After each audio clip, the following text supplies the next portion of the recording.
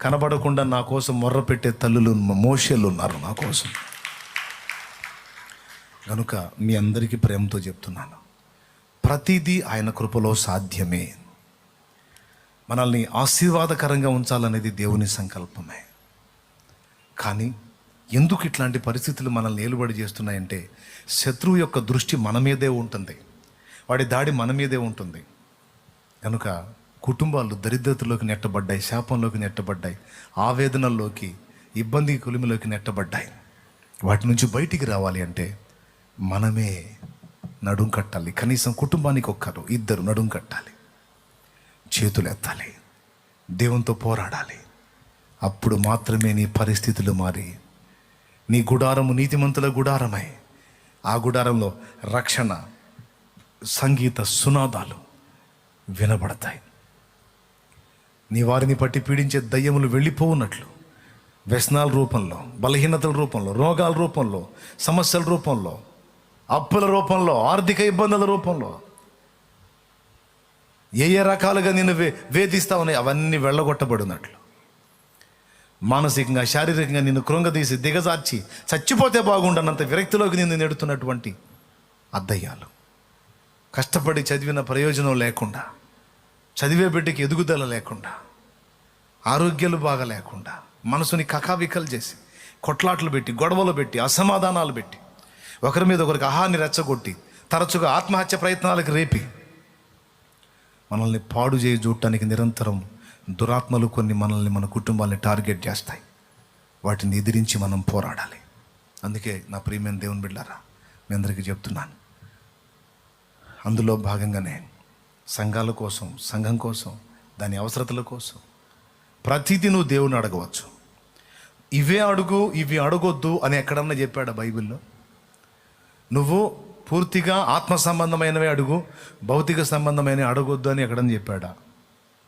మనకు అన్నిటికీ ఆయనే దిక్కని నేను అంటున్నాను. భూమి మీద బతికే ఈ బ్రతుకులోకి అవసరమైనవైనా, ఆత్మీయ జీవితానికి అవసరమైనవైనా అన్నిటికీ ఆయనే దిక్కు. ఆరోగ్యం ఆయనే ఇవ్వాలి, ఆర్థిక సంపత్తి ఆయనే ఇవ్వాలి, కుటుంబంలో సమాధానం ఆయనే ఇవ్వాలి, దయ్యాల నుండి విడుదల ఆయనే ఇవ్వాలి, వాటి మీద విజయం ఆయనే ఇవ్వాలి, సమస్తం ఆయనే. కానీ మనం నడుం కట్టాలి. మనం బలహీనుల్లాగా ఉండొద్దు, సోమరుల్లాగా ఉండొద్దు, నిష్ఫలుల్లాగా ఉండొద్దు. ఉంటే మన కుటుంబాల్లో అవే వెళ్తాయి. నేను చెప్పిన కొలతలో కానీ రాగలిగినట్లయితే కుటుంబాల్లో సమాధానాలు ఏలుబడి చేస్తాయి. కాబట్టి మీరు అలాంటి పోరాడి జయించేటువంటి యోధుల వలె ఉండాలని కొన్ని కుటుంబాల్లో చూస్తుంటాను నేను. భక్తిగల కుటుంబాలు అందరూ ఆశీర్వదించబడిన పరిస్థితుల్లోనే ఉంటారు. కొన్ని కుటుంబాలు చూశాను నేను, ఎవరో ఒకరు భక్తి కలిగిన ఆత్మీయులు ఉంటారు, మంచి ఆత్మీయులు ఉంటారు. వారిని బట్టి ఆ కుటుంబం మొత్తం దీవించబడి ఉంటుంది. ఈ కుటుంబం ఇంత దీవెనగా ఉండడానికి కారణం ఏంటని వెతుకుతాను. ఎవరో ఒకళ్ళు తగులుతారు, సరైన ఆత్మీయత కలిగిన వాళ్ళు, దేవునితో కనెక్ట్ అయిన వాళ్ళు. ఆహా, ఇంత దీవెనకరంగా ఉంది ఈ ఫ్యామిలీ అంటే, ఇదిగో ఈ పర్సన్ దేవునితో లింక్ అయ్యారు, దేవునికి మహిమ, దాని ఎఫెక్ట్ అయ్యింది అని గుర్తిస్తాను నేను. కాబట్టి మీరందరూ కూడా ఏ విషయాల కోసమైనా నేను నేర్చుకున్న అనుభవం మీకు నేర్పుతున్నాను. ఇది మొండికి తిరిగింది, ఇక నా వల్ల కావట్లేదు అనుకుంటే నేను చేసే పని అదే. వెళ్ళి ఆయన ముందు మోకాళ్ళు వేసి కనిపెట్టుకుని గోజాడుకోవటమే. నువ్వు ఇది చేసేంత వరకు నా వల్ల ఏమీ కాదు, నీ ఇష్టం అని ఆయన ముందు కూర్చోవటమే నేను నేర్చుకున్నా, మీకు నేర్పేది అదే. సేవ చేసేవాడికి కూడా నువ్వు దేవుని ముందు గడపటం నేర్చుకోవాలి. నీ బిడ్డలకు కూడా అది అలవాటు చేయాలి. డైలీ వచ్చి వాళ్ళు ప్రార్థన చేసే అలవాటు నేర్చుకున్నారంటే, నేను అలా కనపడితేనేగా వాళ్ళు చేయగలిగింది. నేనే ప్రార్థన చేయకుండా వాళ్ళు ఎట్ట చేస్తారు? నా దగ్గర అనుభవం చూసే కదా నా ఆత్మీయ బిడ్డల ప్రార్థన పరులైంది. అనుభవం నా దగ్గర లేకపోతే వాళ్ళు ఎట్లా అవుతారు? దైవజనులందరూ గుర్తుపట్టాలి. మనం ఆ మాదిరి చూపిస్తేనే మన బిడ్డలు ఇంకొక మెట్టెక్కి ప్రార్థన చేయగలుగుతారు. కనుక ఈ ప్రార్థనలో పోరాటం అనేది చిన్న విషయం కాదు, గొప్ప విజయాలు మనకు సాధించేటువంటి విషయం. కనుక ప్రార్థన చేయండి. వ్యసన పరులు, బలహీనతలు కలిగిన వారు, నేను చెప్తున్నా, ఆ వ్యసనం నీకు ఇష్టం లేదు, ఒక వ్యక్తిని గురించి నేను ఎరుగుదునండి. ఆ వ్యక్తిలో విపరీతమైనటువంటి లైంగిక వాంఛ, విపరీతమైన లైంగిక వాంఛ. అది నా శరీర సంబంధంగా నా తత్వమే అది అనుకున్నాడు అతను. కానీ కాదు. ఒకరోజు ఓ ప్రాంతానికి అతను వెళ్ళినప్పుడు అక్కడ ఒక దైవజనుడు అతనితో మాట్లాడాడు. నువ్వు ప్రార్థనలో గడుపు నాయనా, ఏ ఏ బలహీనతలు నిన్ను శోధిస్తున్నాయో, ఏది నీకు అభ్యంతర కారణంగా ఉందో అది నీ నుండి తొలగిపోవున్నట్లు, దాని మీద నీకు జయం వచ్చున్నట్లు నువ్వు ప్రార్థన చేయి. కనిపెట్టి ప్రభు సెలవైతే ఆయనే నిన్ను దర్శిస్తాడు. ఆయన నిన్ను దర్శించేంత వరకు, ఆయన నీకు స్పష్టమైన సూచన ఇచ్చేంత వరకు నువ్వు ప్రార్థన మానొద్దు, ప్రార్థనలోంచి లేవద్దు అని చెప్పాడు ఆ దైవజనుడు. ఇతను మోకాళ్ళుని ప్రార్థన చేశాడు. 3 రోజులు ఆయన చెప్పాడుగా, స్పష్టమైన దర్శనం నీకే ఇస్తాడు దేవుడు. ఏ బలహీనత, ఏ శోధన నిన్ను వెంటాడుతుందో అది నీ నుండి తొలగిపోవడం నీకు చూపిస్తాడు దేవుడు, నువ్వు ప్రార్థన చేయమని చెప్పాడుగా. ఇతను మోకాళ్ళుని ప్రార్థన చేయటం మొదలుపెట్టాడు. 3 రోజులు అయిపోయింది. 4వ రోజు నైటు అతనికి ఒక దర్శనం చూపిస్తున్నాడు. ఏమిటా దర్శనం అంటే, అతను పడుకొని ఉన్నాడు. అతనిలో నుండి ఒక ఆత్మ, ఒంటి మీద ఒక్క వస్త్రం కూడా లేకుండా నగ్నంగా ఉన్న ఒక ఆత్మ. ఇతడు పురుషుడే. ఈ పురుషుల్లో నుంచి వేరొక పురుషుడు, వాడి ఒంటి మీద ఒక్క నూలు పోగొడలేదు, ఒక్క వస్త్రం కూడా లేదు, పూర్తిగా నగ్నంగా ఉన్న ఆత్మ ఇతనిలో నుండి లేచి వెళ్ళిపోవటం అతను చూశాడు.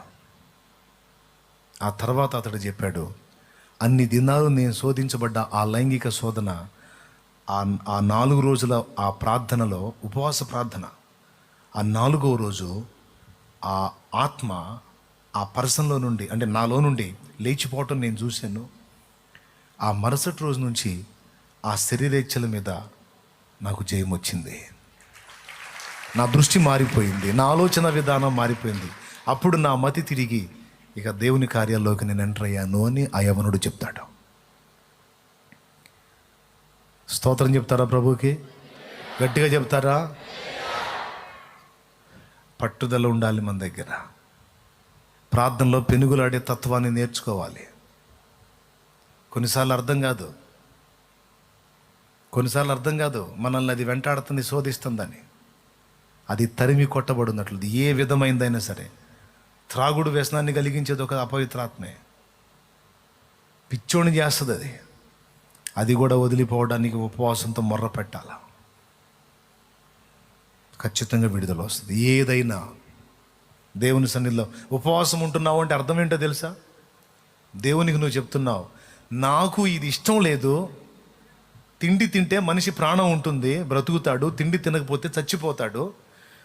కానీ నేను ఎదుర్కొంటున్న ఈ బలహీనత, ఈ వ్యసనము, ఈ దురలవాటు, ఈ తప్పుడు పాపపు స్థితి, దీన్ని కొనసాగించడం కంటే నా ప్రాణం పోవటమే నాకు ఇష్టం అన్నంత విరక్తి నాకు వచ్చింది.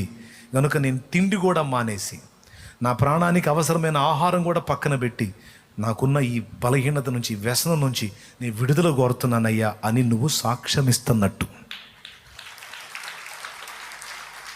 అప్పుడు ఆయన దాన్ని సీరియస్గా తీసుకుంటాడు.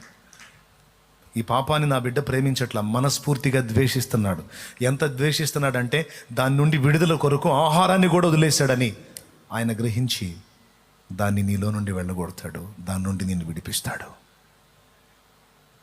కాబట్టి ఇలా బోల్డ్ అన్ని సంగతులు ఉన్నాయి. ఇవన్నీ మీరు ఎరిగిన వారై జాగ్రత్త పడతారని, ప్రార్థనలో పెనుగులాడతారని మీ అందరికీ ప్రేమతో తెలియజేస్తూ ఉన్నాను. అదే సమయంలో చర్చ్ అవసరతల కోసం కూడా మీరందరూ ప్రార్థనలో పోరాడాలి. ప్రతి అవసరతను దేవుడే తీర్చాలి. మనం అనుకున్న కార్యాలు, మనకు అక్కరగానున్న కార్యాలన్నీ దేవుడే నెరవేర్చాలి. ఇంకా అనేక మంది అన్యజనుల ప్రాంతాలు ఇంకా రక్షణలోకి రాలేదు. వాటిల్లో కూడా పరిచర్యలు, తండ్రి సన్నిధి పరిచర్యలు ఏర్పరచాలనే లక్ష్యంగా ప్రయాసపడుతూ ఉన్నాం. ఆ కార్యాలు కూడా జరుగునట్లు ఇవన్నీ కూడా మీరు ప్రేయర్లో పెట్టాలి. ఓకేనా?